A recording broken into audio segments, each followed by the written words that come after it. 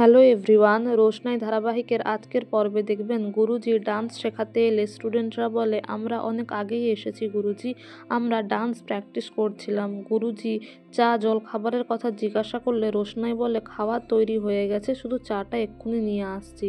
এদিকে সেখানকার এক স্টুডেন্ট বলে ওরা মিথ্যা কথা বলছে গুরুজি, ওরা একটু আগে এসেছে, কোনো রকম ডান্স প্র্যাকটিস করেনি। কাল ওরাই চা কফি অর্ডার করেছিল, ওই মেয়েটির নামে ওরাই মিথ্যা অপবাদ দিয়েছে যাতে মেয়েটা এখানে কাজ করতে না পারে।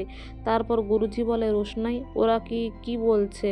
তখন সেই মেয়েগুলো বলে না না, রোশনাই মিথ্যে কথাই বলছে। রোশনাই অবশ্য বলে আমি আমার কোনো কাজে ফাঁকি দিইনি গুরুজি, ওরা কিছুক্ষণ আগেই এসেছে, ওরা ডান্স প্র্যাকটিস করেনি। গুরুজি বলে তুমি মিউজিক অপারেট করতে পারো রোশনাই? রোশনাই বলে শিখিয়ে দিলেই পারবো।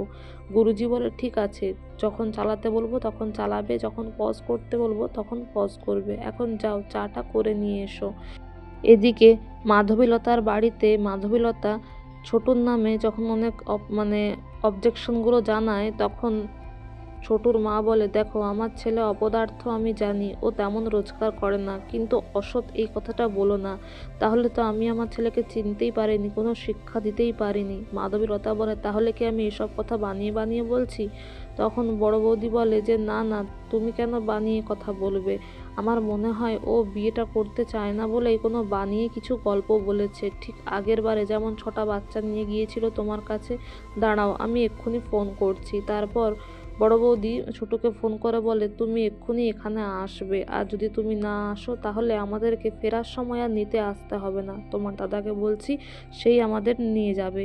তখন ছোটু বলে এই মেয়েটা আবার আমাদের নামে কি নালিশ করলো কে জানে। তারপরে গুরুজি সেই স্টুডেন্টদের মধ্যে একজনকে বলে তুমি ডান্স একটা পারফর্ম করে দেখাও। আর সে পারফর্ম করে, আর রোশনাই চা করতে করতে আড়াল থেকে সেটা দেখে। তো বন্ধুরা, এই ছিল আজকে রোশনাই ধারাবাহিকের আপডেট। এই ধরনের আরও আপডেট জানতে আমাদের সঙ্গে যুক্ত থাকুন। Thank you so much for watching the video. Thank you.